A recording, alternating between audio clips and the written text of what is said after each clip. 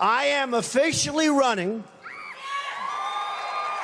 for President of the United States. In this 2016 election, the major superstar has been Donald Trump. He's the one who's gotten the best and the worst media coverage. Now, he's come out of relative obscurity. Yes, he ran last time, but with a very lackluster attempt, not really serious. This time, he's seriously come out of the gate swinging, and he's won a ton of conservative support.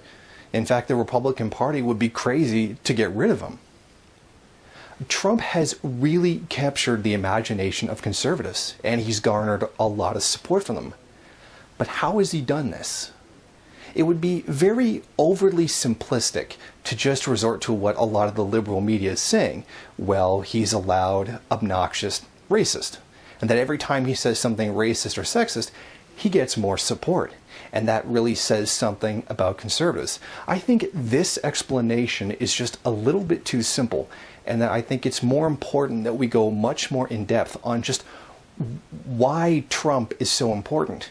Because the explanation of why says a lot about America and the system itself. I will be the greatest jobs president that God ever created. Trump is a conservative. There's basically no denying it at this point. But he's a conservative that isn't pushing the religious crap. And I think even a lot of conservatives are getting tired of this. There is a general, overall trend towards secularism in the United States, and even among conservatives. And I think a lot of the conservatives in power, a lot of grassroots conservatives as well, are tired of it. They're tired of people running for conservative parties that are basically just pandering to the church. And I think with him, with Trump, we get a really clear deviation from that. And that's one of his strengths. I think that's one of the things that's really drawing their imagination with him. Free trade can be wonderful if you have smart people. But we have people that are stupid. Another good thing to notice is look at Trump's speeches. Go back and listen to every speech he's ever had. He does a really great conservative thing. In fact, the same thing that Hitler did. The same thing that Reagan did. He doesn't make arguments. When he goes into debates and he goes to make speeches, he doesn't make actual arguments. He says, let's make America great again. And then he makes appeals to emotion. He sometimes says Mexicans are coming across the border, pandering right to the racist element. But then he turns around and he gives this hyperbolic description of what Mexicans do to the country. And in doing that, he's appealing to their emotions. We are America, we can be great once again. But he's not really said anything to describe how he would do that, or what led to that. Very, very lofty, superficial notions, but no real solid arguments. Making appeals to emotion are very easy and extremely effective as well. I don't need anybody's money. It's nice. I'm really rich. I love the Saudis. Many are in this building. It should never be underestimated the ability of Trump to market himself. He is an absolute genius when it comes to that. He's got the reality TV show. He's got the clothing line. He's got his name on everything he owns. He's got the personality, the over-the-top business executive, I'm a self-made man, which really isn't true, kind of whole air to him. Even his hair, that ridiculous hair on his head, does anybody really believe that he doesn't know how bad it looks? He does that on purpose. This is part of his image that gets attention. A lot of famous leaders have had that. Stalin had his mustache, Hitler had his mustache, Winston Churchill had his very bulldog-like appearance. Pierre Trudeau had the rose that he wore in his suit. Obama has being black.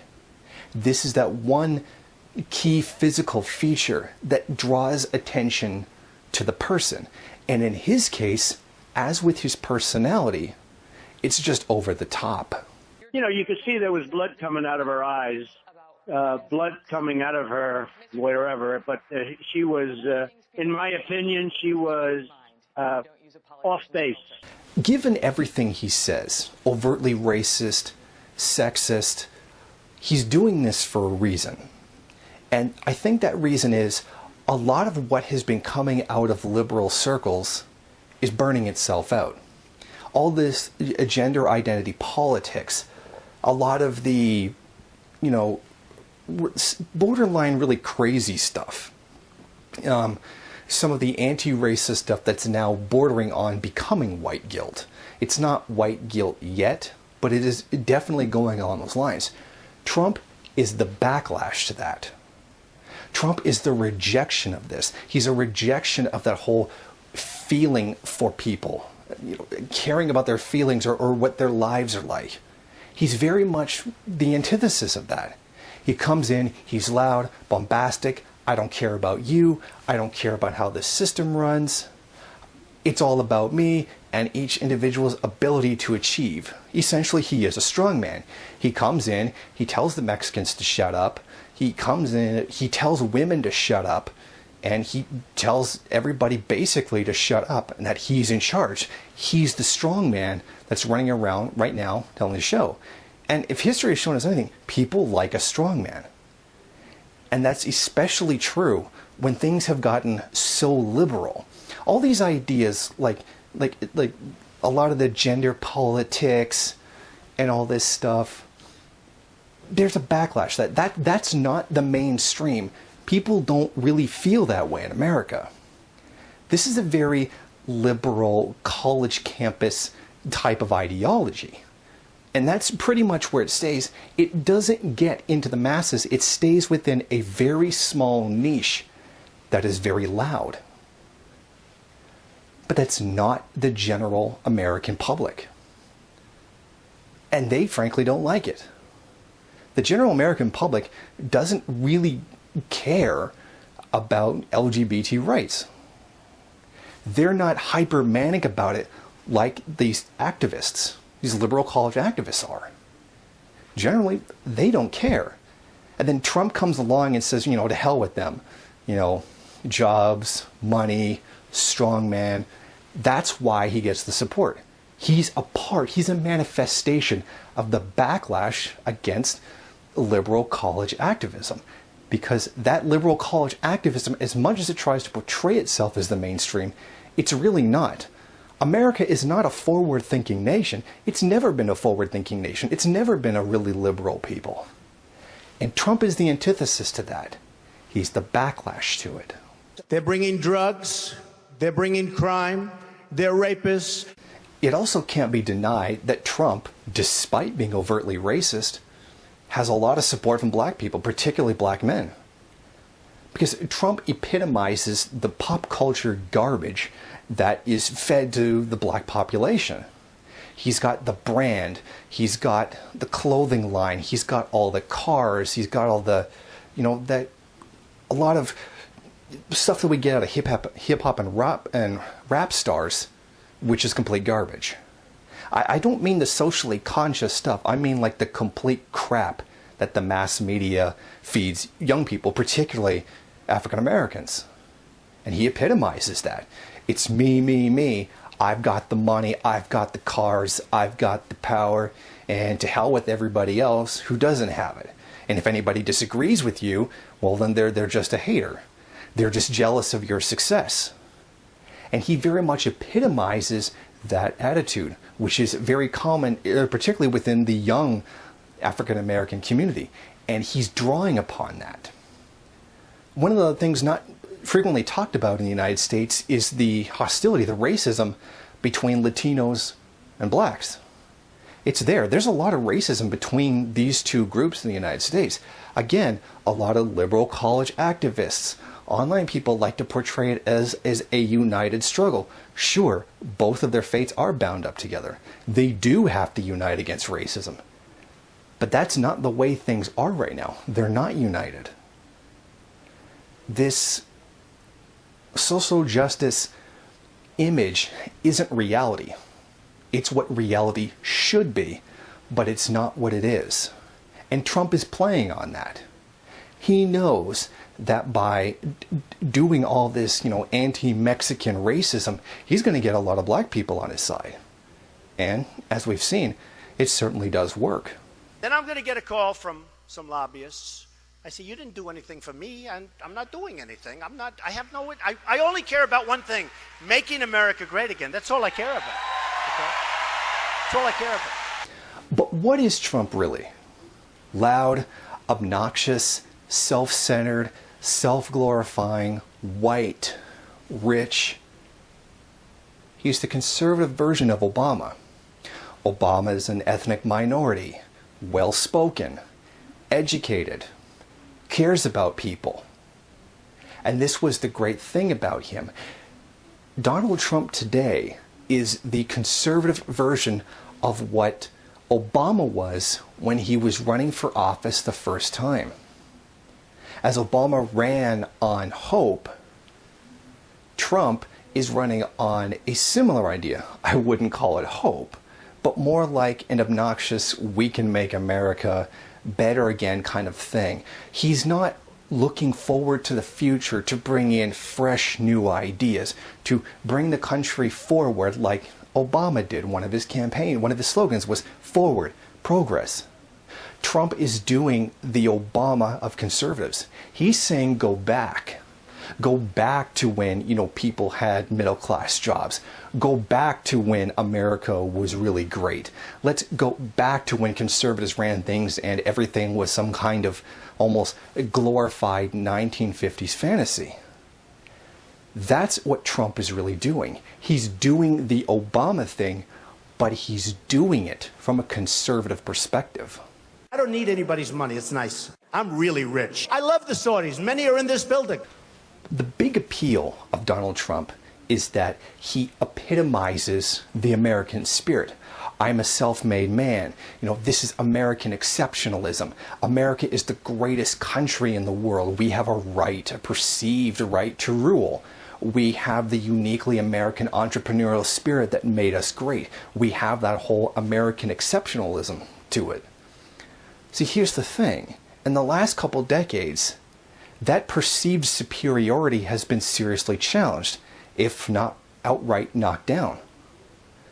All the things that made America so great and so powerful are fading. They're dying. And in its place, China is rising as an empire power. That is challenging the U.S. for world dominance. We see increasing poverty from the middle class. So that greatness of America, anybody can, succeed if they try, and it's all about that virtue of that person to struggle to do well for themselves, is fading. That lie that capitalism is based on is dying. And it's dying along with the economic and political system. Trump represents that. He becomes the embodiment of that arrogant American spirit of superiority, the one that's being challenged right now by China. Not so much Russia. Russia is challenging U.S. imperialism in Ukraine because Putin sees a chance to win. Russia sees a chance to win. And that's really what Trump represents. He wants to go back to that when we were great, when we were the superpower, when nobody could stand up to us. He represents that American exceptionalism,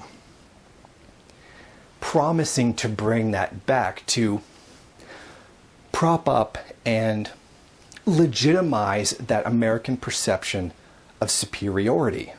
Because it's really hard to really have that arrogant, superior attitude when everything's falling apart around you and other people are rising and taking that power from you. That's what he's pandering to, a desire to return to that kind of idea, that kind of America that not only doesn't exist anymore, it can't exist anymore. The American dream is dead. But if I get elected president, I will bring it back bigger and better and stronger than ever before, and we will make America great again. Thank you. Thank you very much. Donald Trump is the political backlash to America having lost its #1 position in the world. Its superiority complex is crumbling. And that's what he's doing all the time. Let's make America great again. Let's go back to when we had, we could preserve our own jobs and things weren't getting overseas. And then he attacks people for sending jobs over when even he himself is doing it. But he's playing a nice middle ground, saying, well, if GE wants to, or Ford wants to open a plant in Mexico, then let them open one in Mexico. But have one here as a separate company. Of course, he supports a measure of protectionism because that's what helps economies when it's in situations like the United States is in now. But that's really what he is, an emotional appeal to the fledgling American spirit.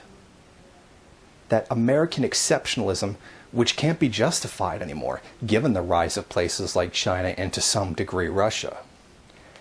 That's what he's pandering to. That's what he's emotionally appealing to, is that piece of American essence. And that's why he stands today with so much support, because he's pandering to that. What he can really do in the end with all of that, who knows? Who knows what would happen if he won? What would happen if he didn't? But I think it's important to really understand that if we're going to understand why Trump is so popular, and it's important to understand that if we want to know where politics in the United States is today. If you like this video and you'd like to see more of them, then head over to my Patreon page and show your support. Or you can go to the MRN bookstore and check out some of the latest books available. Don't forget to rate, comment, subscribe, and share on various social media.